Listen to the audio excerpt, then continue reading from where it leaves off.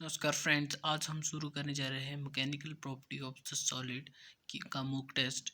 इसका first question है stress is given by. Stress हमारे पास प्रेशर के प्रेशर की टेंशन के बराबर होता है, इसलिए फोर्स अपॉन एरिया इसका बी राइट आंसर होगा।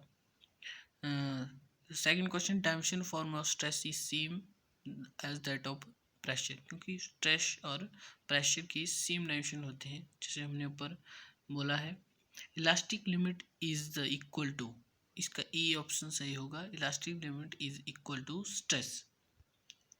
The dimensional formula of modulus of elasticity is B, क्योंकि फोर्स जो मॉडुलस ऑफ इलास्टिसिटी वो भी प्रेशर के बराबर होती है जो डायमेंशनल फॉर्मूला होता है, इसलिए इसका जो राइट आंसर होगा बी होगा m1l-1 t-2, क्योंकि ये प्रेशर के भी डायमेंशन है।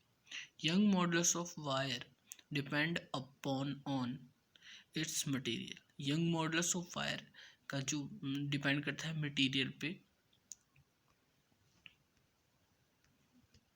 The SI unit of compressibility, इसका राइट ऑप्शन होगा C, newton inverse metre square. SI unit of the coefficient of elasticity is, ये भी प्रेशर के ही बराबर होगी, तो ये न्यूटन पर मीटर स्क्वायर।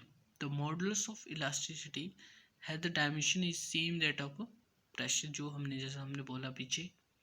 अगला क्वेश्चन है Young modulus of elasticity of rigid body is infinity. Young modulus of elasticity of the rigid body की जो जो होती है वो इन्फिनिटी होती है।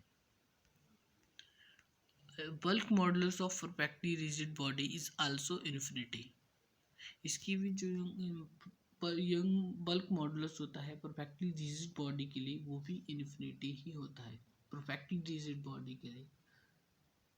Modulus of rigidity of the liquid is, जो मॉडुलस ऑफ रिजिडिटी होता है लिक्विड के लिए, आइडियल लिक्विड के लिए वो जीरो होता है। The temperature of wire is double, the young modulus of elasticity will be decreases, क्योंकि टेम्परेचर के साथ यंग मॉडुलस डिक्रीज होता है। For ideal liquid the,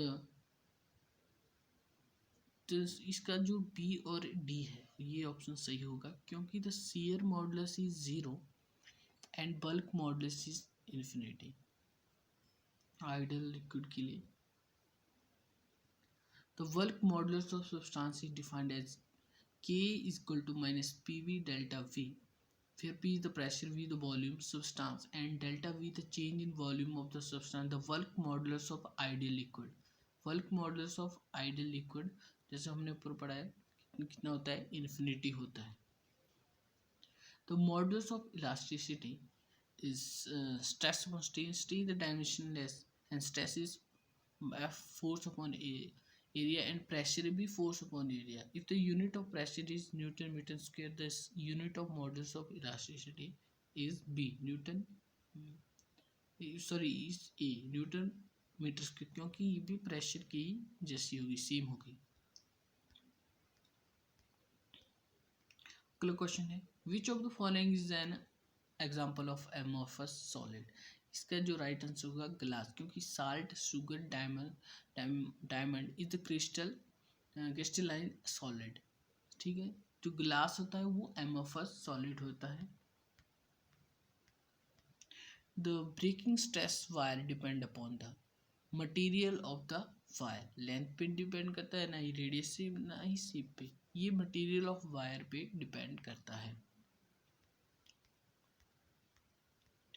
When the intermolecular force potential energy minimum, the intermolecular force is the force की जो formula होता है intermolecular forces के लिए पोटेंशियल एनर्जी के रिलेशन में वो minus D upon D x. अगर यहाँ पे फोर्स अगर जीरो होगा तो definitely you is constant and minimum. In the typical stress curve for the ductile metal, the point up to which the force exerted by the material are conservative is called, इस जो point होगा वो कौन सा होगा, that's yield point. The pressure of Poisson ratio lies between 0 to 0.5।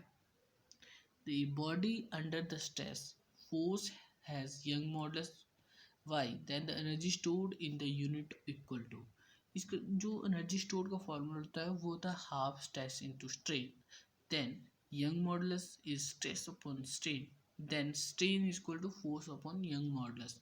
तो energy stored per unit volume is half force into force upon young modulus, that is the half force square upon young modulus y. इसी के साथ mock test 4 का and होता है. नमस्कार.